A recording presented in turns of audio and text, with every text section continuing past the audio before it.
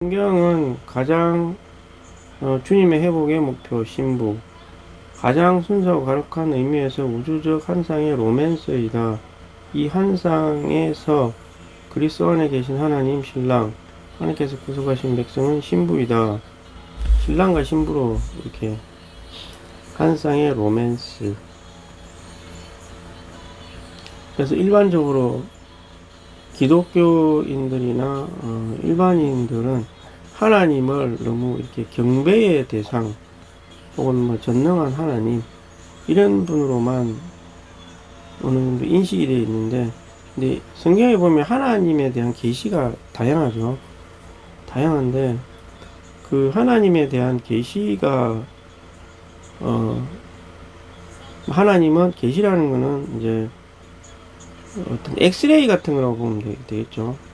엑스레이나 뭐 MRI 같이 어떤 사물의 본질을 이렇게 보여주는 거죠. 어떤 것들이 있다 이렇게 이제 쫙 보여주는 건데, 하나님 하면은 그냥 우리는 전능하신 신, 그냥 뭐 유대인들이 믿던 하나님, 무주의 절대 창조주 뭐 이런 식으로만 그게 또 일종의 계시지만 그것도 안 믿는 사람도 많고, 근데 그런 것만 있는 것이 아니라 신랑이라는 거죠. 이게 한 면에서는. 근데 하나님은 그분이 절대적인 창조주로서만 남아있는 것이 아니라 사람과 연합을 해서 우리의 신랑이 되시기를 원하셨다는 거죠. 그리고 사람은 이제 정결케 되어서 변화받고 구속을 일단 받아야 되겠죠. 그리고 나서 정결케 되고 변화가 돼가지고, 결혼을 한다는 것은 똑같은 생명끼리 결혼하는 거기 때문에 그 이면에는 사람이 어떤 신성을 가지게 된다는 게 내포가 되어 있는 거죠. 하나님은 신성이 이미 있으니까.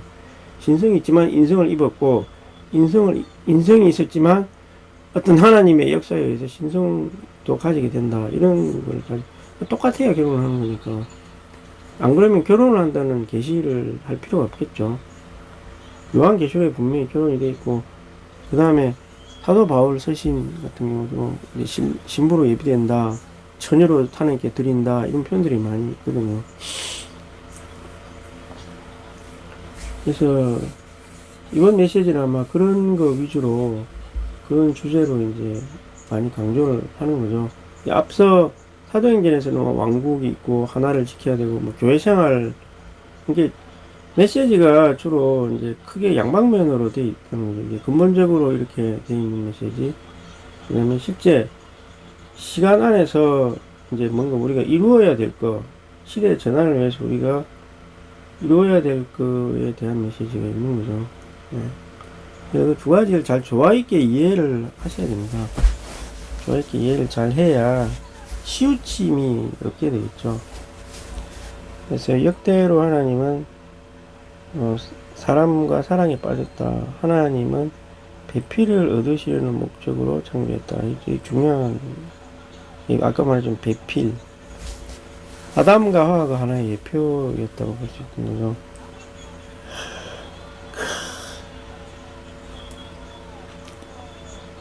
그래서 하나님은 사랑하는 분이 자신의 형상대로 사람을, 그래서 그분 자신의 형상대로 사람을 창조하신 이유가 이제 나중에 결혼하려고 그랬던 거죠. 우리가 그분을 사랑하도록 또 우리를 창조하셨다. 우리가 이제 자발적으로 경배만 하는 것이 아니라 이 사랑하는 연인 관계가 되도록 우리를 창조하신 것입니다. 근데 어쨌든 지금 이거는 이제 하나님과 우리 사이에 구속받은 사람이죠. 또 사람에 대한 계획이기도 하고. 가장 그 근본적인 관계의 한 방면입니다. 이것만 있는 것은 분명히 아닙니다. 지금 우리가 변화되어야 될 사람의 입장에서는 또 다른 면도 있어요. 다른 면도 있는데, 여기에 요 부분이 굉장히 그 중심적인 관계를 하나님이 가장 갈망하시는 부분이다 라고 인식을 하고 이걸 해야 되는 것입니다. 나머지 다른 관계 측면도 있는데 그것도 똑같이 중요한 겁니다. 지금 현 시대에서는. 예, 그렇게 알고. 하나님은 사랑하는 분. 그 성경 전체는 신성한 로맨스, 아가는 이 로맨스의 요약본이다. 요약본.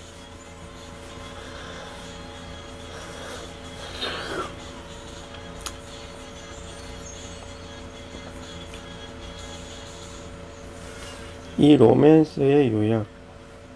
성경 전체가 신성한 로맨스입니다. 성경은 아주 로맨틱한 책이며 주님과 우리의 관계는 점점 더 로맨틱하게 되어야 한다. 관계가 이런 식으로 처음에는 하나님과 사람, 주님과 종, 그래서 주 예수 이렇게 하잖아요. 하다가 점점 발전이 되면 로맨틱한 관계로 변화가 되죠. 저도 사실 주님 믿은 지 뭐 한 30년 되긴 했지만 이 로맨틱한 관계까지는 아직은 부족하죠, 사실.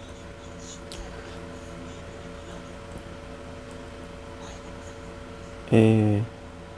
그건 항상 이제 사람의 관념이 좀 많기 때문에 그럴 수도 있고. 하여튼 균형이 맞춰져야 되겠죠. 로맨스가 없다면 종교적인 그리스도인이 될 수 있는 거죠. 예. 그리고 로맨스는 이 종교적이란 말이 되게 안 좋은 말인데, 뭔가 이렇게 하나님과 사람 관계가 율법적인 관계처럼 이렇게 돼 있는 거죠. 종교라는 말 자체가 어떤 대가성 같은 그런 느낌이잖아요.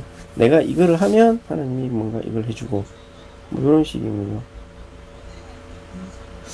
근데 꼭 그런 면만 있는 것은 아니죠. 사실 로맨틱한 관계는 아니라 할지라도 동력자 혹은 동반자 관계도 있을 수 있고 뭐 그런 여러 가지 관계가 있을 수 있죠. 저 같은 입장은 종교적인 관계라 내가 이것을 해서 내가 뭔가 이렇게 되겠다 이런 관계는 아니고, 사실 뭐 그래 봐야 하나님 그런 게 아니라 이제 이건 조금 이제 설명하기 어려운데 이 로맨틱한 관계도 있긴 있는데, 동반자 이게 하나님이 원하시는 거를 알고 내가 그거를 이렇게 스스로 헌신해서 하는 관계, 이런 거라고 볼 수 있죠. 이 노아의 관계는 앞서 있는 사람들의 좋은 점을 물려받았고 거기서 또 한 단계 더 나간 상태라고 볼 수 있는 거죠. 하나님이 노아도 그렇고 사무엘, 그다음 다윗, 뭐 모세도 그렇고 사무엘, 그 시대를 바꾼 사람들이 보면은 이제 노아가 있고 4명에다가 노아, 그 다음 또 모세, 그 다음에 뭐 사무엘, 다윗 이런 경우 있는데, 그 다음에 이제 하여튼 그런 것들이 있는데, 이 관계들을 보면 뭐 쭉 보면 이 다윗 같은 경우는 조금 이제 그런 면이 많이 나타나요. 뭐 로맨틱한 관계처럼 막 구약 안에 있는데도 약간 그 현실적인 면이, 아가 같은 경우는 너무 지나치게 막 남녀 관계까지 막 이렇게, 과연 그 정도까지 우리가 하나님과 우리와의 관계가 깊어지길 바라겠죠, 나중에. 근데 그 전에 가기 전에 다윗 정도만 돼도 거의 뭐 이건 신약 성도의 그런 영이라고 볼 수 있죠. 다윗 계시도 굉장히 깊은 게 많고, 신약 계시하고 거의 뭐 비슷한, 그 표현이 약간 시적으로 되어 있고 또 주님과 고백하는 그런 표현이 많잖아요. 물론 구약적인 관념도 있긴 있으나, 다윗 같은 경우도 그렇고, 이건 동반자 관계라고 볼 수 있겠죠. 사실 인간적인 입장에서는 주님만 누리고 주님을 이렇게 공급받고 자기 십자가의 처리를 받고 뭐 이렇게 하면 되지만, 이 교회를 건축한다든가 뭐 왕국을 전환시킨다든가 이런 거는 사실 사람으로서는 되게 힘든 일이고 자발적인 그 헌신이 없으면 안 되는 일이거든요. 이거는 종교하고는 좀 다르. 율법을 지키는 거라든가 이거하고는 좀 다르죠. 율법은 왜 우리가 그 당시에 지켜야 했냐면 사람 안에 신성한 생명이 없었기 때문에 끊임없이 죄에 빠지고, 그래서 어쩔 수 없이 이제 재물이라든가 규례 이런 것들을 지켜야만, 또 재물도 갖다 바치고 해야만 그 관계가 유지되기 때문에 그 율법을 마련한 거죠. 근데 신약이 되면 이제 그런 걸 할 필요가 없는데 그런 걸 해야 그러니까 이제 하지 마라고 그런 거고. 그렇다고 해서 자발적인 헌신과 주님을 위해서 동력을 하겠다, 주님의 갈망을 내가 해야 되겠다, 이런 것까지도 안 한다는 건 말이 안 되죠. 그건 율법이 아니죠. 그건. 내가 주님을 사랑하기 때문에 하는 것이지, 그걸 율법하고 혼동해서는 안 되는 것이고. 그리고 설사 자기가, 그리고 참되게 그 주님과 동력을 하는 무리들을 주님이 원하시는 거죠. 많은 기독교인들 중에서. 우리가 그럼 그걸 해야, 하기 위해서 우리가 만들어진 이 사역인데, 당연히 그걸 해야 되는 거 아닌가요? 그렇잖아요. 하나님이 정하신 게 반드시 해야 되는 거죠. 우리가 회복에 있는 이상은 해야 될 수밖에 없는 운명이죠. 그런데 이제 그걸 하되 이런 주님과의 로맨스, 근본적인 관계, 이런 게 또 기본으로 깔려 있어야 되겠죠. 이것만 한다는 건 아니지만 그런 면에서 이 메시지도 필요한 거죠, 사실. 로맨스는 신성한 구애, 성경에서 하나님께서 우리에게 사랑을 구하고 계신다. 실제 이렇고요. 이 아가는 로맨스 이상의 것이다. 환상적인 로맨스입니다. 이 정도의 깊은 관계까지 이제 주님이 영혼 안에서는 완전히 이 회복되기를 원하시는 것이고,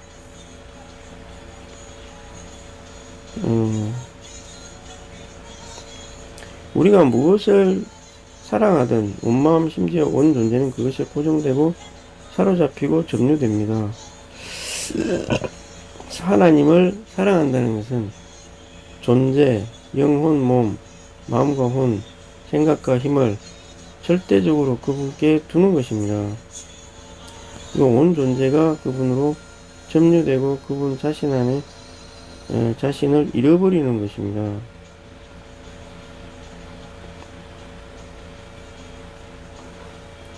자신을 잃어버릴 정도로 그분으로 점유되고,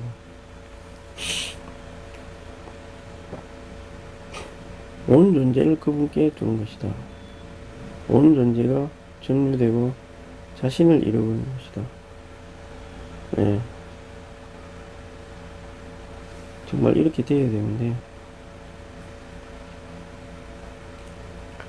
환상적인 온 존재가 고정되고 거기에 사로잡히고 점유되는 것입니다.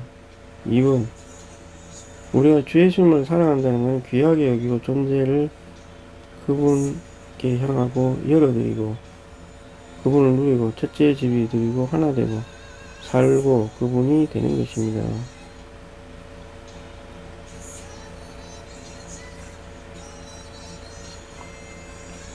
하나 되고 살고 그분과 하나 되는 것입니다.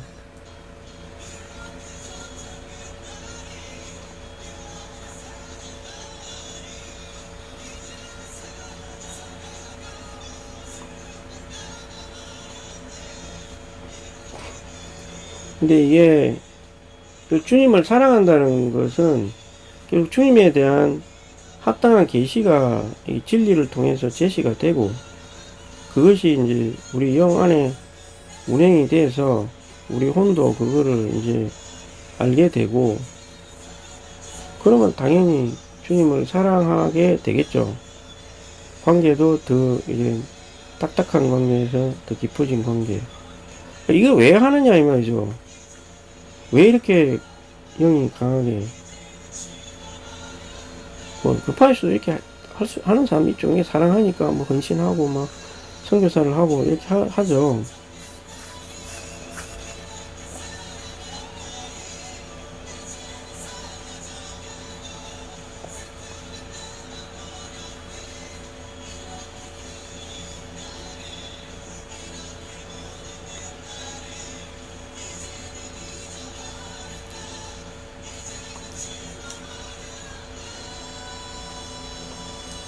사랑을 하니까 이제 그 다음 단계가 나오게 된다 이 말이죠. 예. 계시가 있어야, 계시와 누림이 있어야 사랑을 하게 되는 것이지, 뭐 그냥 주님을 생으로 사랑할 수도 없는 노릇이고, 뭐 일단은 내가 하나님 일을 그냥 경배하고 헌신한다는 개념이 있지, 뭐 몰라, 사랑한다 뭐 이런 관념을, 이런 느낌과 체험을 가지려면 시간이 어느 정도 필요하죠.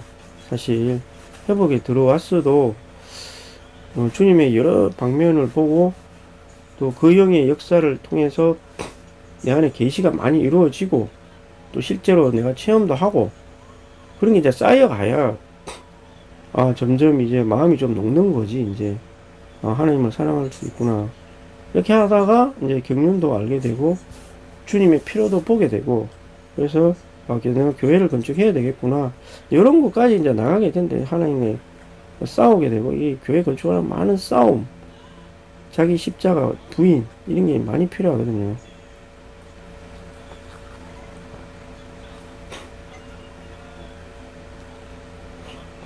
자, 주 예수님,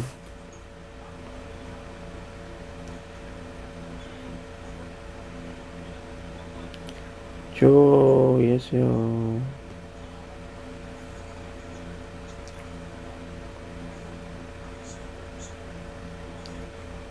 주 예수여. 하여튼간에 이제 뭐 어쨌든 중요한 것은 주님이 사람이 자신을 단지 경배만 하는 것이 아니라 연인처럼 사랑하기를 원하신다. 그래서 아가서처럼 결국에는 극도의 에로스처럼 되기를 원하신다는 거죠. 로맨스가 고의 아가는 그 이상 환상적인 로맨스. 무엇을 하든 무엇을 사랑하든지 그게 점유가 된다. 그래서 하나님을 사랑한다는 것은 우리 온 생각과 힘이 절대적으로 그분께 두어지는 것이다. 또 주 예수님을 사랑한다는 것은 귀하게 여긴다. 또 존재를 향하게 한다. 열어드린다. 누린다. 첫째 지위를 드린다. 하나가 된다. 살고 하나가 된다. 요거는 이제 주님이 그 영이 되신 거하고도 관련이. 어쨌든 열어드려야죠. 열어드린다는 말에는 여러 가지가 많이 내포가 되어 있죠. 많이 열어드리고, 첫째 지위가 되어야 된다. 우린 신랑이시고 신부니까 아내, 남편. 그러니까 이제 첫째 지위가 반드시 있어야 되겠죠. 그러려면 열어드림이 있어야 되고,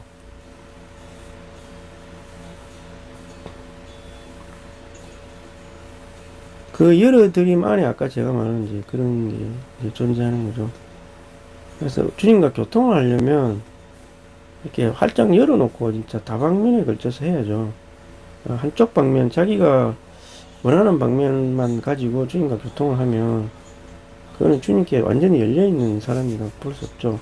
한 방면만 가지고 교통을 하니까. 교회 건축에 대한 확실한 그 모델을 잘 알아야 되고요.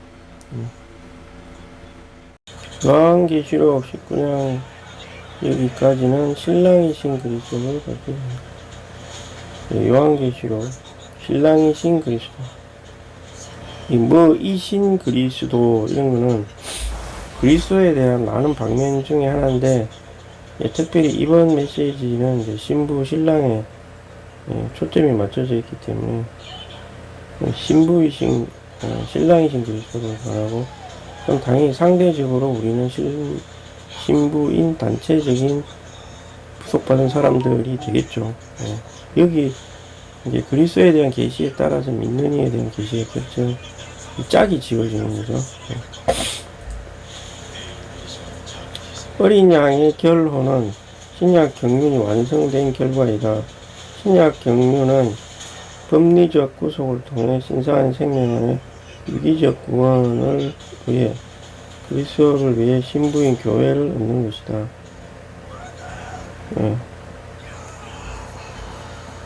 실제 이게 성경 전체에 게시되어 있죠. 이게 분명히 여기서 이제 앞으로 계속 말하겠지만 법리적 유기적 구원 이런 것들이 이제 많이 나오는데요.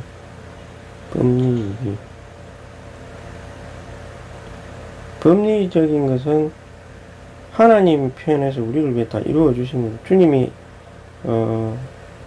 무한한 가치를 지닌 제물이 되어 주신 거잖아요. 하나님 앞에 제물이 되어 준 거기 때문에 이거를 법리적인 구속이 되는 거죠.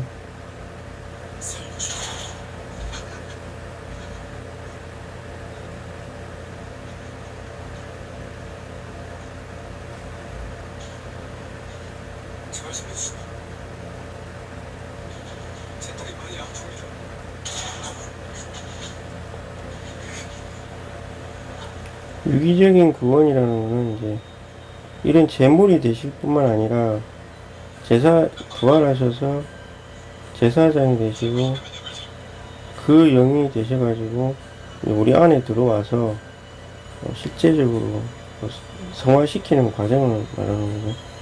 법리 유기적이라는 말은 되게 많이 나오는 거예요.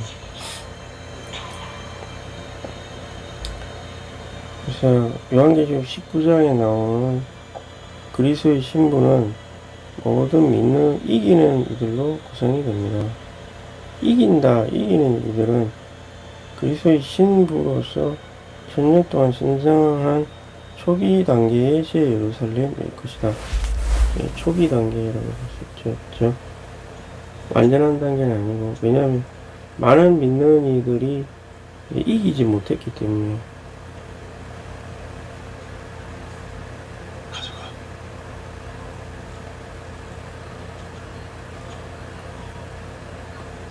이긴다는 것은 자기 안에 있는 죄의 본성 같은 거 이기는 거죠. 세상을 사랑하고 자아를 사랑하고 이런 거. 하나님은 사람한테 능히 이길 수 있는 모든 것을 다 주셨는데 사람이 이제 적용을 잘 못해요. 구속받은 그 이후의 일이고요. 구속받지 않은 사람은 구속부터 받아야 되겠죠. 구속받는 거는 뭐 쉽다고도 할 수 있고 어렵다고도 할 수 있는데, 근데 실제적으로 보면 아주 쉬운 거죠. 근데 이제 하나님을 인식하고 자기가 하나님의 뜻에 살겠다. 사람들이 자꾸 교회에 오기를 주저하는 이유는 여러 가지 관념이 이미 많이 심어져 있고, 근본적으로 의심이 드는 거죠, 사실. 하나님이 진짜 우주의 유일한 하나님인가? 과학이 또 발달하다 보니까 우주가 얼마만하게 크고 이런 거 듣다 보니까 이제 더 그런 생각들이 생기고, 하나님의 의도가 뭔지도 잘 모르겠고, 맨날 십자가에 죽었다 자꾸 너희는 죄인이라서 이러니까 그런 방면만 너무 많이 강조되다 보니까 이제 본래 뜻을 잘 모르는 거죠. 그러다 보니까 이제 더 하나님을 안 믿으려고 그러고, 또 결정적인 이유는 중에 하나가 자유롭게 살고 싶다 이런 게 좀 있는 거죠. 그리고 내가 하나님의 이 복을 이렇게 이제 내가 하나님을 믿어서 어떤 복을 받고 싶고, 천국 가는 건 또 천당 가는 거지만 이 세상 안에서 살 때 어떤 대가가 필요하다고 이제 생각을 하는 거죠. 이게 이제 일반 신을 믿는 거나 이걸 믿는 거나 똑같다고 이렇게 생각을 하는 거죠. 근데 다른 종교는 믿어도 되고 안 믿어도 되고 명확하게 어떤 표시를 안 해도 되고, 그래서 뭐 매 주일마다 어떤 장소에 뭐 예배를 보러 가야 된다든 어떤 그런 것도 좀 덜 하잖아요. 특히 불교 같은 경우는 뭐 덜 하죠. 행사 때만 가서 이렇게 해도 되니까. 근데 기독교는 매주마다 집회 가야 되고 이런 게 이제 좀 너무 깝깝해 보이기도 하고, 이 세상에 뭐 놀 것도 많아 보이고, 자전거를 타고 캠핑을 가고 뭐 놀러 다니고, 옛날보다 그게 훨씬 더 쉽게 할 수 있게 됐잖아요. 뭐 내비게이션이 발달되어 어디든지 다 찾아올 수 있고, 캠핑장도 여러 군데 있고 막 이러니까 자유롭게 좀 안 그래도 힘든데 뭐 그런 생각도 좀 있는 것 같고, 또 그건 아니라도 또 그냥 내 자신을 믿으면 살란다 뭐 여러 가지 관념들이 많죠. 굳이 내가 하나님을 믿어야 하는 이유를 잘 모르는 거죠, 사실. 예, 이거를 여기서 다 말씀드릴 수는 없는데, 여기서는 하나님이 사람에 대한 그 구속을 하시는 이유 중에 하나인 거죠. 여러 가지 이유가 많은데, 주된 이유 중에 하나인 거죠. 사람을 사랑하시고, 사람을 자신의 신부로 만들고자 하는 그런 갈망이 있다는 것을 계속 말씀드리고 있는 거죠, 이렇게.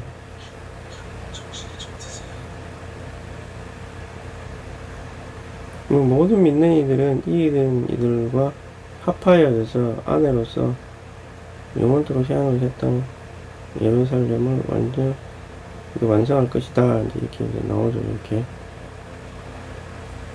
그래서, 성경에서 계시가 된 그런 시대적인 구분은 구약 시대, 신약 시대, 천년 왕국 시대라는 게 있습니다. 이게 이제 약간 이게 이제 어떤가 비유될 수 있냐면 신약과 구약의 그 중간기가 있어요. 그거하고 약간 좀 예표적으로 좀 비슷하다고 볼 수 있겠죠. 이게 주님이 와서 왕국을 이루었다. 주님이 신약 시대가 지금 진행이 되고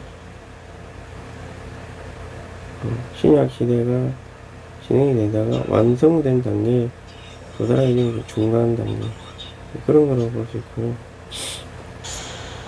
천년왕국에 대해서 좀 잘 모르는 부분들이 많아가지고, 주님이 재림하고 나서 이 땅과 우주를 복원시키는 날이 있고, 그다음 공중 어딘지는 잘 모르겠는데 이기는 이들이 이제 신부로서 완전히 더 단장되는 그런 기간이 있고, 나머지 이기지 못한 사람들은 바깥 어두운 데서 훈련을 받는, 또 그리고 이 신약에서 이 천년왕국을 건너오기 전에 천사가 전한 복음을 듣고 인류로서 남아있는 뭐 이런 무리가 복잡한 그리고 있다가 이제 이 부분 훈련받은 이들 하늘에 있는 사람들이 합쳐져서 새 예루살렘을 이루게 되고, 이 사람들은 만물이 복원되고 이것도 사탄이 마지막 시험을 거쳐서 영원한 인류가 되고 뭐 이렇게 되어 있거든요.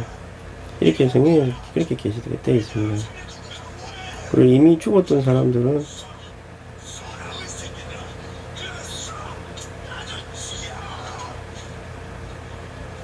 다 또 다시 부활시켜서 노아 이전부터 모든 인류를 다 부활시켜서 이 영원시대 가기 직전에 부활시켜서 심판을 하고, 여기서 이제 심판을 통과한 사람은 영원한 인류의 무리에 속하게 하시겠죠. 근데 지금 이 신약 시대에 태어난 것만 해도 참 복되긴 한데, 위험성은 아무리 자기가 의로와도 그리스도에 대한 구속을 받아들이지 않으면 구속이 갈 가능성이 있다는 것이고, 그리스도가 전파되기 이전에 그냥 인간의 양심에 따라서 그래도 선하게 사는 사람들은 나중에 천년왕국에서 영원시에 가기 직전에 부활을 시켜서 거기서 이제 영원 세계, 영원 인간으로서 살게를 하시는 거죠. 뭐 이순신 장군 세종대왕 이야기만 했는데 그 부분은 주님이 어떻게 판단할지는 잘 모르죠. 그것도 다 양심에 따라서 이렇게 이제 판단을 하시겠죠. 이순신 사람 많이 죽이긴 했는데 나라를 지키기 위해서 했으니까 뭐 거기에 대해서 하나님이 어떻게 판정을 하시겠죠. 말하자면 그냥 뭐 그 일본 사람한테 맞아 죽어야 되느냐 그런 게 이제 그런 건 하나님이 판단하시는 문제겠죠. 이게 이순신 같은 건 예를 들어서 말하는데 왕의 그 권위, 나라의 권위에 따라서 그렇게 했다면 뭐 거기에 따라서 하나님이 뭐 판단을 하셔서 하시겠다면 사람을 죽인 것 그 자체만 가지고 뭐 하기는 좀 그렇고 그건 뭐 우리가 판단하는 문제는 아니고 이 다양하게 애매하게 이제 판단돼야 될 부분들 위인들이 많다는 거죠. 이게 물론 악인도 있고 그냥 아무 이름도 없이 그냥 선하게 산 사람도 있고 선하게 살았지만 마음속에 항상 이 시대에서 이제 신약 시대 오기 전에 판단 기준하고 신약 시대 판단 기준은 다릅니다. 이게 확연하게 차이가 나고요. 그래서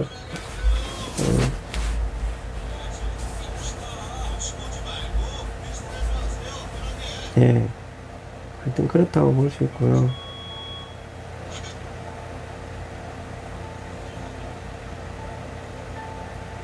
네, 완성이 될 것입니다.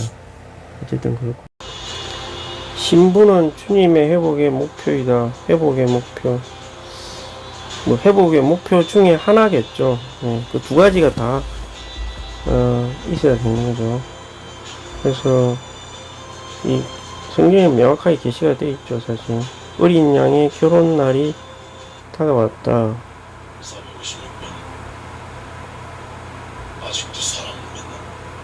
그래서 요한은 그의 복음서의 시작에서 어린 양 신랑에 대해서 말하고 복음서 요한복음 요한계시록에서는 어린 양의 결혼 날이 다가왔다.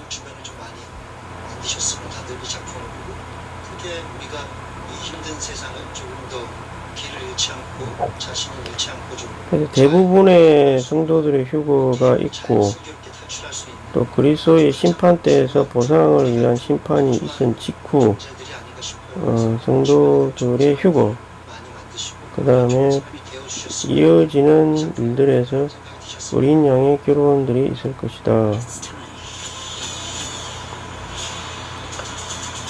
아멘. 주 예수님 요한복음에 명확하게 이렇게 나와있죠. 결혼을 한다는 말이 분명히 나와있고요. 그래서 사실 이런 거에 대해서 뭐 기독교에서는 그냥 별로 심각하게 다루진 않는 것 같더라고요. 그러니까 신랑 결혼날 그래서 계시록에 보면 성도들의 휴거 심판 때 보상을 위한 심판 직후 결혼이 있다. 우리는 그리스도의 심판 때에서 보상을 받는다면 결혼잔치에 참여할 것이다. 심판 때에서의 보상 우리가 보상을 받지 못하고 인정을 받지 못한다면 우리는 멸망하지는 않겠지만 고린도서 3장 15절에 있는 것처럼 손실은 입을 것이다. 그래서 구원을 받았지만 구속은 받았지만 유기적인 구원을 이 살아있는 동안 충분히 이제 많이 진행을 시켜야 되겠죠. 개인적으로나 단체적으로. 근데 뒤에 이제 나오겠지만 개인적으로만 해서 될 문제는 또 아니고요. 반드시 어떤 건축을 해야 되는 게 필연적으로 이제 필요한 거죠. 근데 이 문제에 대해서는 이 메시지 2번에 이제 나오더라고요. 뒤에 보니까. 지금은 좀 전체적인 주님의 뜻을 이제 말하기 위해서 이 부분을 많이 이제 말 안 하고 있는데, 건축이 필연적으로 필요하고, 이 부분에 대해서는 이제 다른 기독교 단체에서는 이 문제는 거의 좀 신경을 안 쓰고 있는 상황이죠. 근데 이게 굉장히 이제 그 시대의 구분도 약간 좀 애매모호하고요. 제대로 해석을 한 게 없고, 천년왕국에 대해서도 좀 애매하고, 여러 가지 좀 부족한 면들이 있습니다. 그래서, 근데 우리는 알고 있어도 사실은 좀 불안하죠. 내가 뭘 해야 정말 심판 안 받고 이긴자가 될 수 있을까. 근데 알아도 문제, 몰라도 문제. 이제, 근데 알면은, 자체 포기하는 사람들 같은 느낌이 좀 드는 거죠. 아, 나는 뭐 매주마다 신음도 못하고, 뭐도 못하고, 교회 생활에서 필요한, 표현돼야 할 그런 걸 이제 표현을 못하면, 이제 스스로 포기를 하는 그런 상황이 이제 생길 수도 있고요. 잘못 제가 볼 땐 좀 잘못 이해한 것들도 있지 않나, 이런 생각이 들고, 아니면 우리가 합당하게 이해를 못해서 추구가 잘 안 되고 있다는 그런 생각도 좀 들기도 하고요. 여러 가지 생각이 드는데,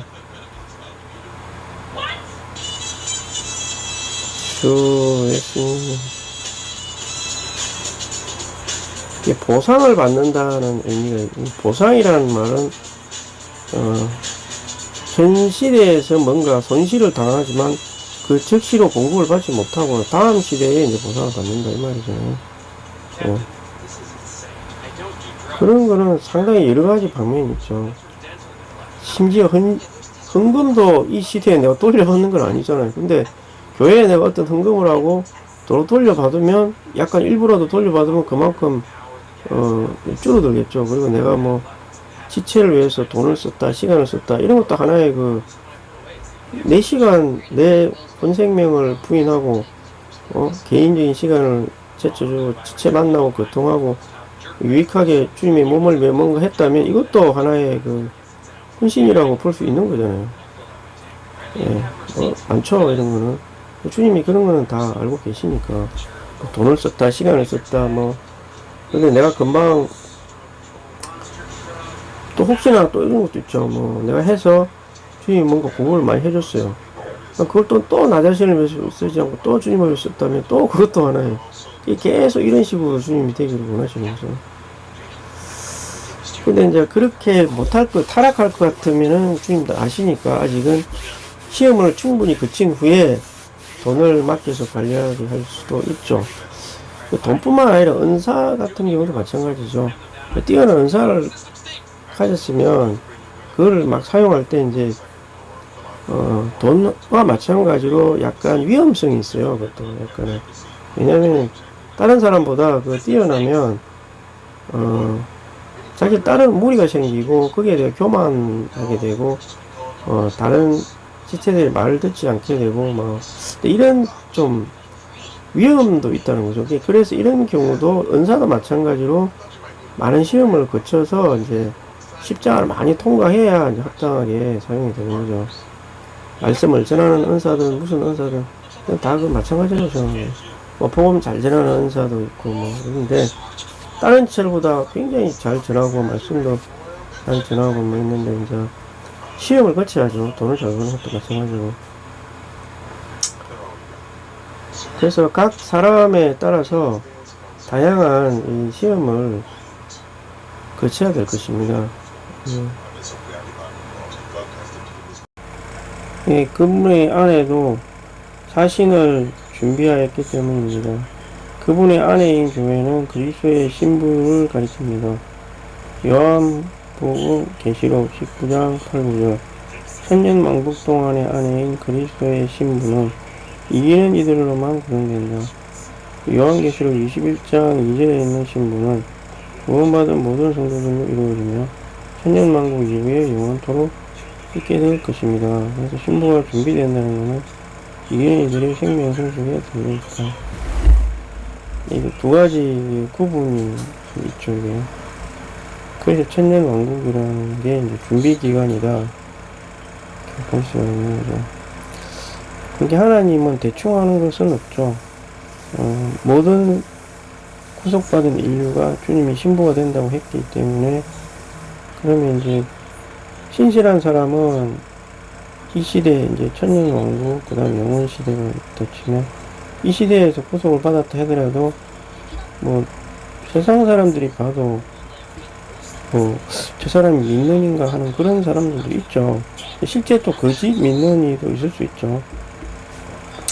또 한면 뭐 그까지는 잘 어쨌든 그래가지고 근데 조금 더 주님을 열심히 추구 뭐 교파든 회복이든 뭐 다 마찬가지인데 열심히 추구해서 생명의 성장이 좀 빨리 된 사람이 있을 것이고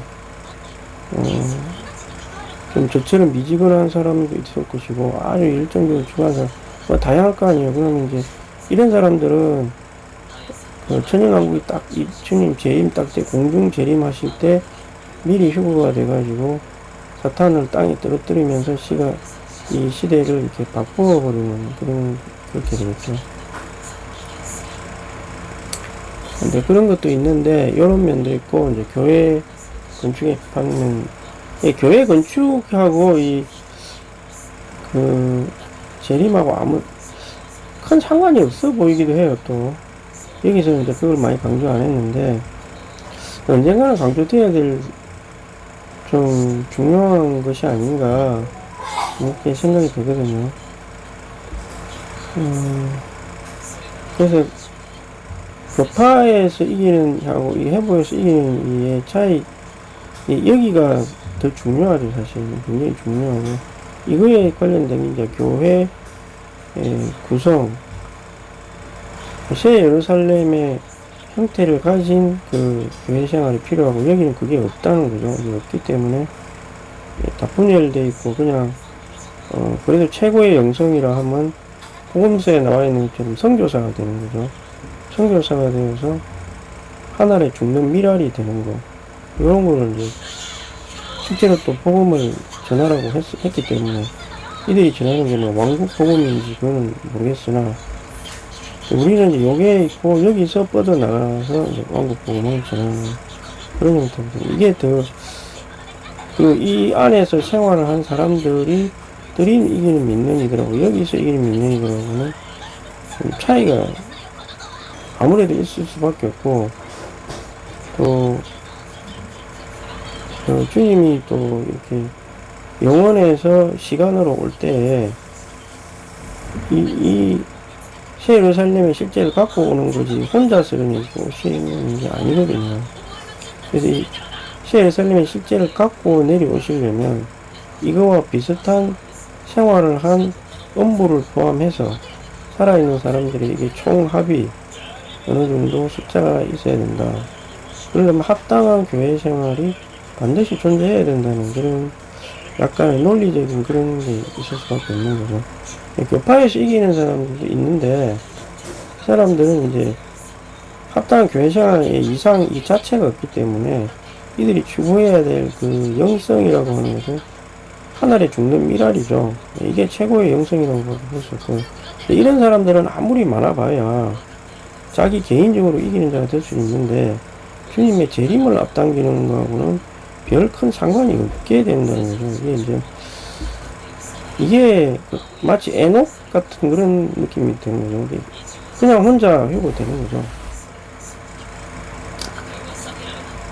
근데 이제 그 시대가 바뀌려면 노아 방주의 그 예표에 있는 것처럼 방주가 반드시 건축이 있어야 거기 성령의 충만이 이루어지고 그 다음에 이제 시대가 바뀌게 되는 거죠. 심판이 있고 시대가 바뀐다. 이런 거죠. 그래서 이 교회 건축에 대한 것이 사실 동시에 이런 메시지를 뭐 뒤에 나오는 건축에 대한 것도 좀 나오긴 하는데 자꾸 생명 성숙만 강조하다 보면 약간은 그냥 일반화가 되어버리는 거죠. 교파에서나 뭐 여기서나 생명 성숙이 되면 주님이 재림을 앞둔 것이 이것이 아니냐 뭐 이런 식으로 될 수 있는 우려는 있죠. 그래서 항상 동시에 추구하는 게 중요하고요. 뭐 회복에서는 조금 더 이기는 자가 되기 쉽고 뭐 거기서는 더 어렵고 뭐 그런 차이로 생각할 수 있는 거죠. 사실 근데 큰 차이는 아니거든요. 역사는 아니고, 회복이 존재하는 이유는 교회 생활 때문에 존재하는 거예요. 회복, 생명성숙이 더 잘 되게 하려고 꼭 회복이 굳이 그렇게 필요했나, 그런 것은 말이 안 되죠, 사실은. 예. 영적인 사람이면 뭐 어디나 있는 거니까. 이게 애들이 생명성숙에 달려있다. 예, 이건 근데 좀 시대적으로는 여기 플러스가 돼야 될 어떤 내용이 있다는 거죠. 예. 이것만 돼서는 안 된다는 거예요. 생명성숙이라는 게 굉장히 이건 주관적인 영역이고 어떤 측정이 잘 안 되는 부분이고 너무나 개별적인 영역이라 뭐 외적으로 뭐 신은 좀 잘하고 뭐 봉사 조금 오래 하고 그런다고 해서 생명성숙 된 건 아니거든요. 다 처리돼야 될 게 다 있거든요, 사실은. 우리는 금이신 아버지 하나님과 진주이신 하나님과 별들이 하나님으로 그리스도의 신분 시야를 서는 거냐. 이게 다 뭐랍니다. 그게 합당한 3일성 안에서 생명 체험을 해야 된다 이 말이고, 이기는 이들은 분리된 개인이 아니라 뭐 이제 여기 조금 단체적인 게 됐습니다. 생명의 선수가 함께 건축된다. 물론 여기 이제 이렇게 작게 써져 있는데 아까 제가 말한 교회 생활과 연관시켜서 이렇게 추구하는 게 좀 필요하고요.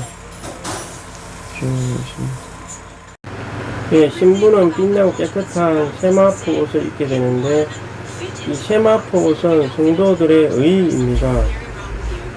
깨끗한은 본성, 빛나는 것은 표현, 그런 것 같고, 의로 번역된 헬라어 단어는 의로운 행실로 번역될 수도 있습니다. 깨끗한 본성, 빛남, 깨끗한 빛남, 의로운 행실, 이 절에서 의는 우리가 구원을 받은 의를 가리키는 것이 아니라 구원을 위해 받은 의는 객관적이고 이 의로 말미암아 의로우신 영을 만족시킬 수 있다. 반면 요한계시록 19장에서 나오는 이기는 성도들의 의는 주관적인 것이다. 이 의로 말미암아 그들은 승리의 모습을 이룰 수 있다. 세마포는 이기는 생활, 이기는 삶을 의미한다. 세마포는 존재로부터 살아낸 그리스도가 이게 계속 똑같은 거죠. 이렇게 그리스도인은 이 의가 두 가지가 존재한다는 거죠. 의, 이렇게 주님이 우리를 구속하기 위한 의, 그 다음에 살아낸 의, 뭐 요게 이제 항상 똑같습니다. 뭐 말만 조금씩 다르지 항상 똑같은 거죠. 제가 말했지만. 그래서 여기서 중요한 거는 이제 옷을 입는다는 거죠. 옷을 우리의 그 벗은 몸을 가리는 위해서 옷이 필요한 거잖아요. 옷이라는 게 이제 주어진 옷이 있고 내가 만든 옷이 있을 수 있다는 거죠. 만들어야 되는 옷이 있다는 거죠. 이제. 주어진 옷은 구속받으면 다 주는 거예요. 그냥 똑같이. 일단 기본적으로 가려지는 옷, 아담과 하와에게 주신 치마, 양가죽 그 옷 같은 거 똑같은 거죠. 양을 죽여가지고 그 옷을 입혔잖아요. 이게 뭐냐면 주님을 구속을 이루어갖고 우리를 이렇게 덮어 씌운 거라고 똑같은 거죠. 기본적으로 덮어 씌운 거. 근데 이것만 가지고는 신부 옷이 아니잖아요. 그냥 일단 가린 거지. 네? 그런 거죠. 네.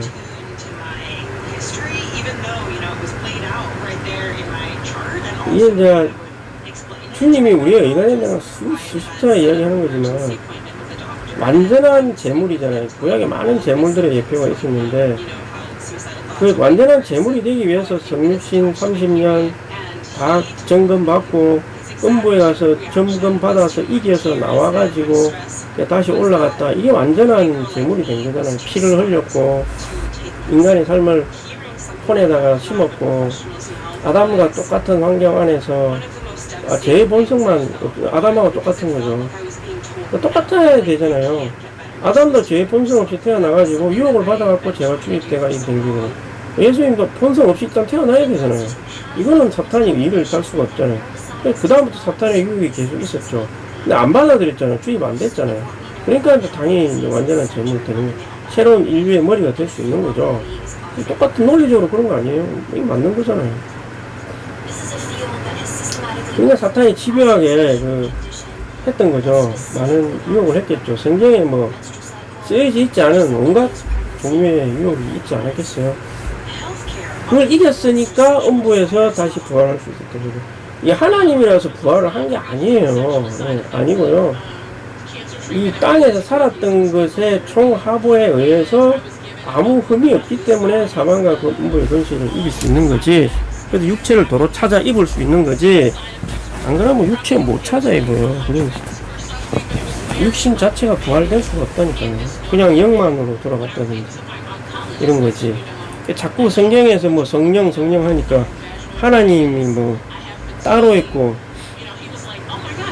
그냥 영적인 존재가 우리 안에 들어온다만 생각하는 것 같은데 사실은 그게 아니라 인성을 가진 영이에요. 예. 인성이 있는 영이라니까요. 이게 좀 이해하지 못하는 부분들이 아니죠. 우리 안에 들어왔다. 이제 이 만든 의가 무슨 말이냐면 들어와서 우리 혼이 있을 거 아니에요. 우리 빨가벗은 혼, 더러운 혼. 이건 아직까지 구원받기 전이랑 똑같은 상태라는 거죠. 이게 그게 문제라는 거죠. 그러니까 얘를 갖다가 이미 우리는 사탄의 아담의 또 후손이기 때문에 본성이 있는 상태로 태어난 거니까 그러니까 이걸 갖다 눌러야 되겠죠. 성령의 능력으로 예수님의 그러니까 이걸 갖다 끊임없이 죽을 때까지 해야 되는 거예요. 그러면서 혼에다가 관유를 발라야죠. 하나하나 드러날 때마다 교회생활 하면서 드러나고 무궁화 봉사하면서 드러나고 가정생활 하면서 드러나고 사회생활 계속 드러날 거 아니에요. 안 좋은 것들이. 그 자기는 무의식적으로 그걸 숨기려고 하겠지. 끊임없이 드러나면은 그걸로 기름 바름을 바르고 예? 이렇게 해서 이제 이게 하나하나 옷을 만들어가는 과정이다 이 말이에요. 진짜 주관적인 의가 된다. 내 안에서 유기적인 구원을 이룬 의가 된다 이 말이죠. 예.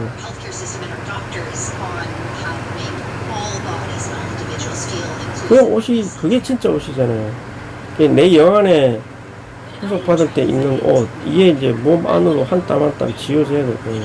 이걸 거룩한 의가 세마포 옷이다 빛난다 뭐 다 말은 다르지 똑같이 유기적인 구원을 받아야 된다 이 말이죠. 그걸 갖다 얼마나 신실하게 내적으로 했느냐. 내적으로 하는 거잖아요. 이런 거는 뭐 외적으로 뭐 봉사 이런 게 아니잖아요.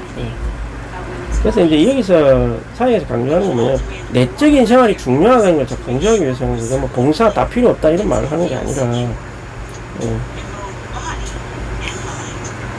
그 회복에서는 필수적으로 해야 될 봉사가 있어요. 그걸 위해서 회복이 부르심을 받은 거고 뭐 그거에 대해서는 또 대단한 기회가 나오기 때문에 넘어가고 교파에서 절대 할 수 없는 봉사가 있어요. 할 수 있는 확률은 제로입니다. 근데 그거를 반드시 해야만 또 시대가 전환이 되기 때문에 여기서는 이제 그런 면을 강조하는 게 아니기 때문에 지금 내적인 생활이 중요하다는 거죠. 이 보이는 생활이 아니라니까요. 나중에 보이기에 되죠. 또 열매가 있다든지 뭐 분명히 나타나죠. 안 나타나는 건 또 아니에요.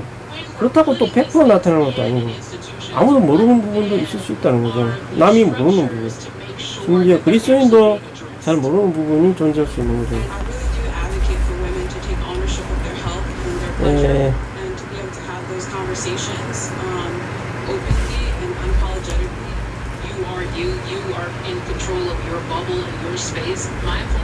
그렇고 자 양의 결혼잔치에 초대받은 그들은 복이 있습니다. 이것은 하나님의 참된 말씀입니다. 결혼잔치에 초대받은 그들 초대받았다. 결혼잔치 이 결혼잔치가 그랬잖아요. 이 잔치 이제 결혼 생활하기 전에 잔치가 있잖아요. 이 잔치가 이제 나중에 천년왕국 끝나고 이제 결혼잔치를 하는 거죠. 이 시대에 그리스도인들이 제대로 못한 그런 유기적인 구원을 천년 왕국이라는 걸 거쳐서 다 하고 그 다음에 결혼잔치가 있고 이 끄트머리에 인류를 한 번 더 시험을 하고 영원 세계로 넘어가는 거죠. 이제 혹시나 모르는 분들이 있는 곳에서 성경에서 말하는 계시는 그렇습니다. 창세기부터 구약 시대 그 다음 쭉 있다가 노아가 있었고 노아 한번 홍수 나고 새로운 인류가 시작되고 과정을 거쳐 유다 왕국 되고 그 다음에 또 바벨론 한번 돌아왔다가 또 성 짓고 성전에서 주님이 성육신 그 다음에 지금 지금 시대거든요. 복음이 막 전파되고 교회가 세워지고 하다가 이제 어떤 성전이 여기서와 똑같이 이제 어떤 영적인 교회가 세워지겠죠. 그리고 이제 천년 왕국이라는 게 있는데 그때 마지막 시간에 이제 계시록에 대해서 많이 상세히 나와 있죠. 이게 이 시대마다 딱 정해져 있는 요 부분들, 요게 뭐 이스라엘 성전 건축이라고도 하고 영적인 교회의 건축이다. 이제 말이 많고 어쨌든 이 기간에 신부로 탄장되지 못한 사람들도 있을 거 아니에요. 이기는 사람도 있고. 여기에 대해서는 조금 더 나중에 자세히. 하여튼 주님이 재림이 되고 인류 중에서도 은혜의 복음을 안 믿다가 마지막에 천사가 전하는 복음을 듣고 이제 살짝 이 시대로 넘어오는 인류가 있는 거죠. 네. 그 인류가 있는데 그 사람들도 번성하고 또 그리스도인들도 어딘가에서 훈련받는 사람도 있고 이겨서 억누르는 사람도 있고 뭐 여기 있다가 나중에 되면 쭉 다 되면은 이제 이 이스라엘인들은 이 인류를 감독하고 다스리는 거죠. 이 부약적인 방법으로 하는 거죠.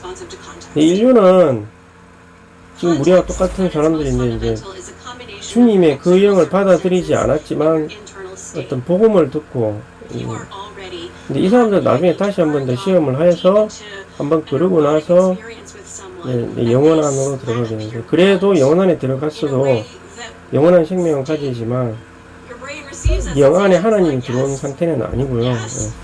계속 그 상태로 가고 근데 이 사람들이 이제 다 신부로 예비돼가지고 여기서 결혼잔치를 하는 거죠. 결혼잔치 하고 그 다음에 이제 영원한 신부가 결혼 생활을 하는 거죠. 인류는 인류대로 번성을 하고 이렇게 되어 있습니다. 정경에 이 마지막 시간에 이제 그 백보좌 심판이라는 게 있는데 이때는 어떻게 이제 하느냐면 전 인류 이게 뭐 우리나라 조선 고려 신라 예수님이 전해지지 않았던 모든 인류 그 다음에 노아 홍수 때 빠져 죽은 인류 싸그리 다 이때 다 심판해가지고 이쪽으로 넘어갈 사람 불못에 갈 사람 또 가르겠죠. 생명체 기록되면은 영원한 인류에 속할 것이고 아니면 이때는 이제 선악에 따라서 판단을 하시겠죠. A really long date that's almost like foreplay. It's like the date is leading up to what happened. 그러고 나서 지옥에 간 사람은 가고 이 은혜 시대는 선악 기준에서 하는 게 아니라 예수님을 제물로 받아들였느냐 안 받아들였느냐 그 이전에 예수님이 전해지거나 복음을 듣기 이전의 사람들은 선악 기준에 따라 판단을 하죠. 이게 다 공정하게 하시는 거예요. 뭐 이순신이 뭐 어쨌고 세종대왕이 어쨌고 그런 이야기 할 필요가 없는 거죠. 다 공정하게 심판하실 건데 의리언이 하시겠냐 말이죠. 이렇게 해서 다 심판을 받고 결혼 잔치에 초대를 받았다면 모든 그리스도인을 말을 하는 거죠 사실. 그래서 지금 믿지 않는 사람들은 지금 이런 구조로 하나님이 지금 사는 거니까 우리는 지금 은혜 시대에 살고 있잖아요. 은혜 시대에 살면 한 면에서는 쉽고 한 면에서는 어려운데 보이지 않는 하나님을 믿어야 된다는 게 좀 어렵긴 하지만 또 주님을 영접하면 진정으로 영접하면 그냥 영원 안에서의 삶이 그런 보장이 돼버리는 아주 극단적인 상황이 된 거죠.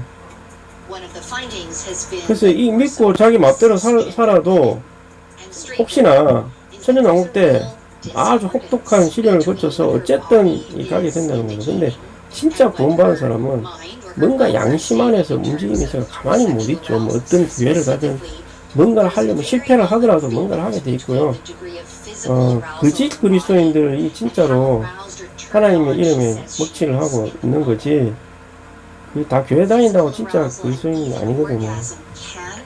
지금 현재 거짓 그리스도인이라는 건 진짜 악한 의도로 교회에 나가는 사람도 있을 거고, 장사하려고 나가는 사람도 있을 거고, 아니면 주님을 진짜 영접을 안 했어도 장차 천년왕국의 백성이 될 사람들도 나는 존재한다고 보는 거죠. 예. 근데 진짜 영접을 안 했어. 왠지 그냥 종교적으로 하나님을 믿고 있을 뿐이야. 그런 사람도 있다고 저는 보는 거죠. 예. 혹시 나도 그럴 수도 있지. 근데 나는 아무리 생각해도 주님을 믿고 있는 거니까 어떤 과정을 거쳐서. 근데 유달리 주님이 특별하게 저보다 더 막 섬세하게 살피고 참 긍휼을 베풀고 특별히 또 그렇게 하는 사람들은 제가 봤어요 보면. 근데 저한테도 그런 면이 있긴 있는데 조금 저하고는 좀 다르게 대하시는 것 같아요. 그 원인에 대해서는 저도 확실히 잘 모릅니다. 초대받은 그들은 복이 있습니다. 결혼 잔치. 어린 양의 결혼 잔치는 마태복음 22장에 나온다. 하루와 같은 천년 동안의 왕국이며 이기는 믿는 이에게는 보상을, 이 잔치가 천년 동안 이루어진다는 거죠. 네. 결혼 잔치.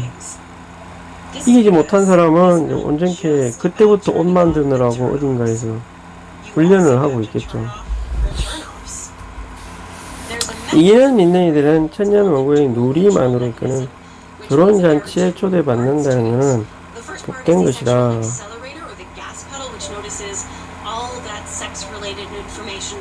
요한복음 19장 9절에 나온 어린 양의 결혼 잔치는 마태복음 22장에 나온 결혼 잔치이다. 똑같은 거고, 이건 이기는 믿는 이들에게 주어지는 보상이다. 보상. 부름받는 것은 구원을 받는 것이지만 선택받는 것은 보상을 받는 것이 아니다. 오직 이기는 이들만이 보상으로 주어지는 결혼잔치에 초대받을 것이다. 구원받은 모든 이들이 결혼잔치에 참여하는 것은 아니다. 어린 양의 결혼잔치에 초대받을 이기는 믿는 이들은 어린 양의 신부일 것이다. 결혼잔치에 초대받은 이기는 믿는 이들은 어린 양의 신부가 되겠습니다.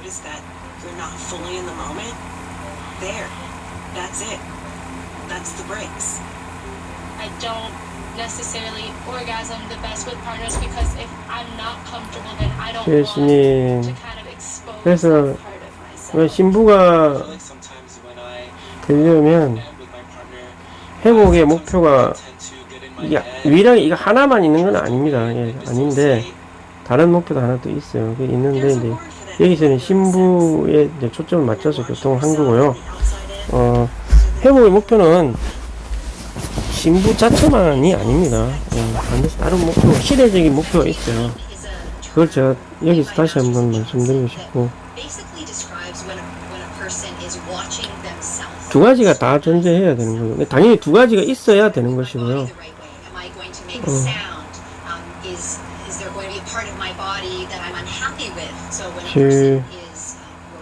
어쨌든 뭐 앞으로도 계속 고통을 하겠지만 회복은 항상 두 부류의 그 흐름이 반드시 존재하고 있었죠. 사람의 근본적인 필요하고 하나님의 필요, 이 두 가지가 항상 존재하고 있었던 것이죠. 이게 언제나 존재하고 있었습니다. 그래서 처음에 필요했던 게 이제 노아 방주였고, 그 다음에 필요했던 게 이제 성전의 건축이었죠. 성막에서 시작해가지고 출애굽 탈출해가지고 이게 지었지만 이게 내적인 실질이 안 맞았던 거죠. 이 두 가지가 다 맞아야 되는 건데 내적인 실질이 안 맞아가지고 바벨론에 빠꾸시켜서 갔다가 다시 돌아오게 해서 다시 짓게 한 거잖아요. 이 두 가지 실질이 되게 중요하다니까요. 그래서 이 한 가지가 이제 신부가 되는 그 예비라는 거죠. 그래야 다음 시대로 또 넘어가는 거죠. 여기는 이제 창세기 때 나온 거는 아담부터 해가지고 에녹까지, 에녹이 결국에는 신부로 예비된 사람이었으니까 휴거를 한 거죠. 그리고 노아는 휴거는 안 됐지만 요 부분, 이게 요 부분이죠. 성전을 건축한다든가 시대를 바꾸기 위한 어떤 구조물이 필요한 거죠. 성전이든 방주든 뭔가 필요한 것이고, 지금 은혜 시대에서도 또 하나의 무슨 구조물이 필요하겠죠. 그래야 다음 시대로 또 넘어가겠죠. 여기서 영원 시대 가는 것도 구조물이 필요한 건 아닌데, 뭔가 완성된 어떤 실체가 있어야 되는 거죠. 여기도 뭔가 실체가, 이기는 자의 실체가 반드시 존재해. 새 예루살렘의 실체가 이제 거의 다 완성된 거죠. 결국 이 세 가지는 뭐냐면, 네 가지죠.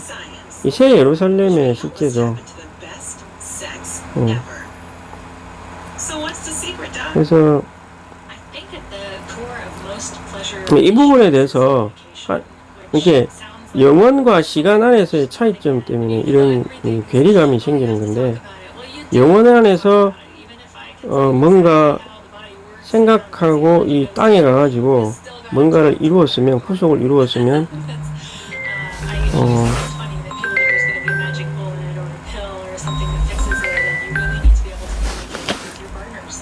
이게 하나님 볼 때는 구속만 된 게 아니라 예루살렘 전체가 된 걸로 이게 완성이 돼버리는 거죠. 이게 왜 그런지는 잘 모르겠습니다. 그래서 이거는 하나님께서 우리가 만약에 3차원에 사는 사람하고 2차원에 사는 사람의 차이라고 볼 수 있겠죠. 3차원에 사는 사람, 우리 같은 사람은 뭔가를 할 때 사람을 그려야 되겠다 그러면 사람 전체를 다 그리지, 머리만 딱 그리지 않고 또 입체로 생각을 하는 거잖아요. 우리는 입체로 생각하고, 그리고 사람 전체를 다 그리는데, 2차원에 사는 사람은 여기서 이 줄, 여기서 이 줄 왔다 갔다 해야 되는 사람은 시간, 이 선밖에 기억을 못한, 검은 점, 흰 점, 흰 점, 흰 점, 검은 점, 흰 점, 이걸 일일이 다 왔다 갔다 해야 이 전체를 인식하는 거하고 똑같은 거죠. 그래서 하나님은 요거로 그랬지만 우리는 시간 안에서 왔다 갔다 하면서 차례대로 이 사람을 만들어가는 이런 과정이라고 보면 되는 거죠. 4차원하고 영혼 세계는 좀 다르겠지만 약간 비슷하게 이제 인식을 할 수 있고, 됐는데 여기 와서 성천은 했는데 이게 내려갈 때는 좀 다르다는 거죠. 이게 이제 재림을 할 때는 이거와 비슷한 구조물을 있어야 되고, 이거의 구조물이 맞아야 여기와 똑같은 분배를 할 수가 있는 그런 괴리감이 생기게 되는 거죠. 사탄이 이 점을 이제 이용했다고 볼 수 있는 거죠. 이 점을 이용했고, 그래서 진리를 추구할 때 우리가 그 시간관념에 따라서 진리를 추구하면 안 되는 이유가 이제 이런 데 존재하게 되는 것이죠. 시간에 따라서 어떤 관념 자체가 이미 가설 자체가 이미 존재하는 것을 믿는 것이지 존재할 것을 믿는 것은 아니라는 것이죠. 그래서 그게 계시가, 그런 의미에서 계시가 필요하다는 것이죠.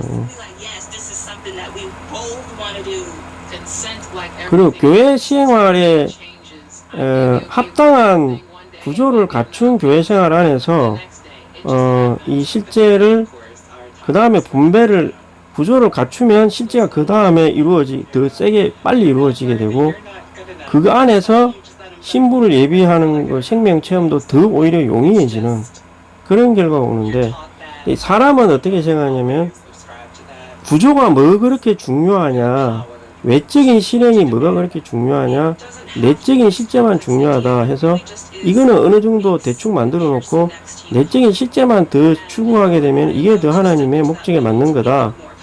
이런 오류에 빠지게끔 사탄이 역사를 할 수가 있다는 거죠. 충분히 그럴 가능성이 있습니다.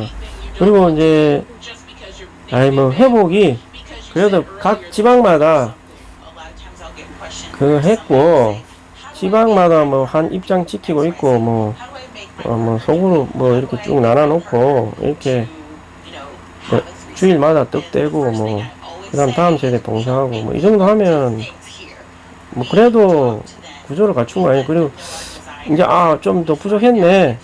우리가 뭐 조금 더 교회 간에 더 스킴을 강화하고 이래야 그 안에 몸에 실제가 있는 거지. 아니다. 이 안에서 진짜 활력 그룹을 깊이 있게 해야 된다. 뭐 다양한 이제 의견들이 나올 수 있는 거죠. 여기서 이거 가지고 또 사탄이 우리를 이간질 시키고 의견을 다르게 하고 뭐 그런 가능성도 있습니다. 어쨌든 이 영원 실제에 가장 가까운 구조를 믿음을 가지고 만들 때에 분배는 더 가속화될 수밖에 없는 아주 더 세게 가속화되어서 오히려 생명체험이 약한데 오히려 구조를 더 신경을 쓰면 더 분배가 더 세져 가지고 오히려 생명체험도 나중에는 더 강해지는 요런 길을 갈 거냐 아니면 아니다. 더 본질을 중요시해야지. 우리는 에녹 같은 이런 생명체험을 해서 휴거되기를 더 중요시해야지. 외적인 거는 이 정도 하면 됐다. 그냥 됐고 이 형태만 갖추고 어차피 은혜 때는 다 하락됐고 우리 이기는 자가 되기 위해서 이제 그걸 준비 더 해야 된다. 자, 그러면은 여기서 딜레마가 이제 생기게 되는 거죠. 네. 그래서 이거를 많이 강조하면 니는 율법을 강조하는 모세와 똑같은 짓을 하는 것이 아니냐. 뭘 그렇게 주님을 위해서 뭘 더 하려고 하느냐. 더 할 필요가 없는 것이다. 이렇게 반발심을 가질 수밖에 없는 거죠. 소그룹도 원칙대로 해야 되고 뭐도 원칙 복음도 전해야 되고 뭐 다 이게 형식이 아니냐. 뭘 그렇게 형식을 따지느냐. 뭐 생양족은 내가 할 수 있으면 하고 말면 많은 거지. 우리 가족이 또 다 구원받아야 되냐.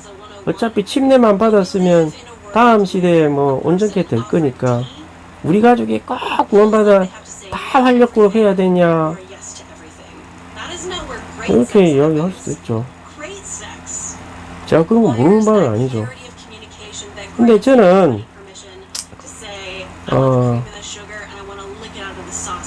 다른 면을 제시하고 싶은데 이 여기에 있는 실제와 가깝게 구조를 만들면 만들수록 생명 체험도 물론 해야 되겠죠. 하는데 분배가 이게 구조를 응성하게 만들수록 분배도 또 약하다는 사실을 알아야 돼요. 약하고 생명 체험도 내가 추구한 만큼 그렇게 강하게 일어나진 않아요. 그리고 생명 체험을 했다고 해서 생명 체험만 열심히 한다는데 이건 너무나 주관적인 영역이고 자기가 자신에게 속을 수도 있어요. 한 면에서는 내가 뭐 얼마나 성숙했는지 어떻게 아는데 뭐 내가 신은 잘하고 뭐 뭔가 영감이 뛰어나고 뭐 주님 봉사 교회 외적인 봉사 째게 뭐 참여하고 뭐 그런다고 뭐 생명 성숙인가요?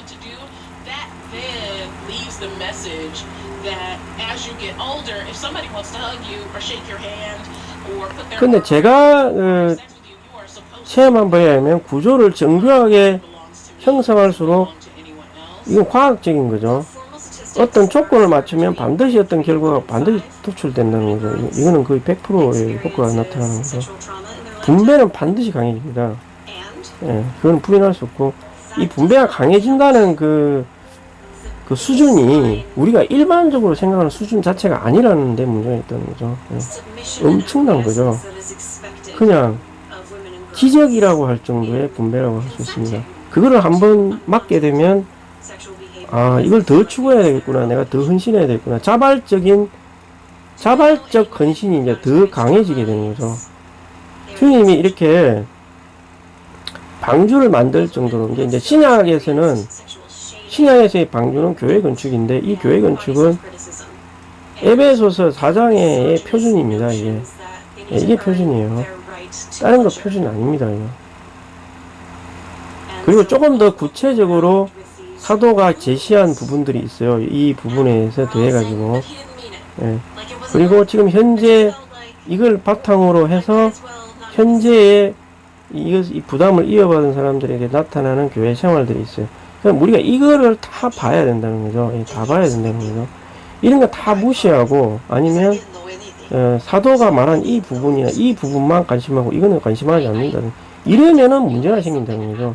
자기 관점이나 이것이 과연 그렇게 굉장히 합당한 것이냐, 거기에 좀 문제가 있다는 것이죠.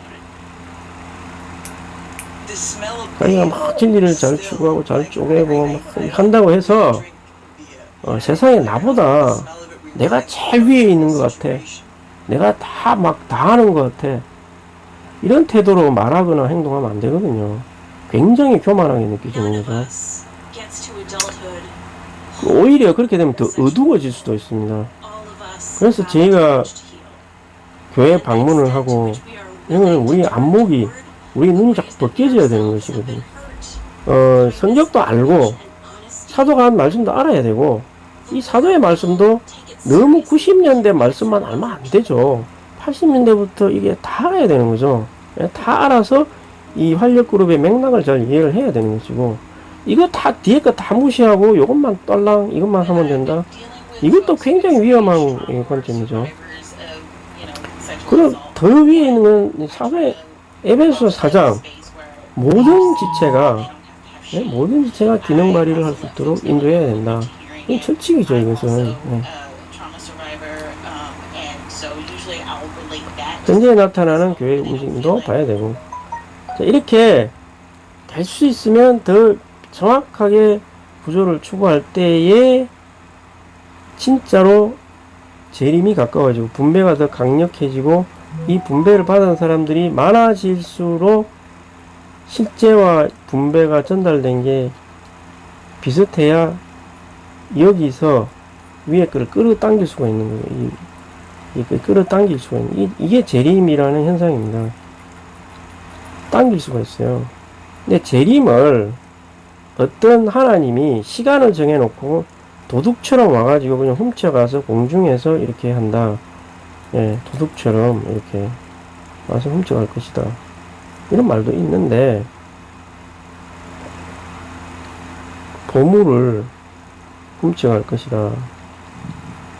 한 면에서는 이런 방면도 있죠. 그런데 만약에 한 지방교회가 새 예루살렘의 형태처럼 사역의 실제를 누리면서 각 도시마다 사람들이 들어올 수 있는 거점들을 마련해 놓고 각 가정이 다 생양교군을 훈련을 해가지고 어떤 사람이 와도 다 받을 수 있을 정도의 지역과 가정들이 다 예비가 되어 있고, 어떤 거점에서 정확하게 복음을 계속 전해서 사람들이 알리고 있고, 그러면 이 도시에 있는 사람들은 다 믿지는 않더라도, 이 사람들이 그런 사람들이구나, 근데 나는 갈까 말까 고민하지만 아직은 가기 싫어, 저 사람들이구나, 다 알고 있어요. 가든 안 가든. 그런 상태로 재림을 했을 때 이 사람들이 많이 휴거가 됐다, 역시 그 사람들이 많이 휴거가 됐네, 이렇게 해야 주님이 영광스러운 거죠. 아무도 모르고 도시에 이 사람들이 있었는지도 모르고 복음도 안 전하고 숨어서 자기들끼리 신음만 하고, 그러면서도 뭐 간증을 잘 지켰다고 생각을 하고, 그러면 진짜 도둑처럼 주님이 아주 소수의 이긴 자만 훔쳐가시겠죠. 근데 어떤 게 더 주님을 영광스럽게 하는 것일까? 그거는 뭐 그 도시의 장로라든가 책임 봉사자들의 역할이 크다고 볼 수가 있죠. 한 면에서는. 진짜 큽니다. 그래서 믿음을 가지고 그 크기를 확대시켜 나가야 되는데, 이번 일본 방문을 하고 어떤 생각들을 이제 가지게 될지 두고 봐야 되겠죠. 주님이 선하게 인도해 주시기를 바랄 뿐입니다.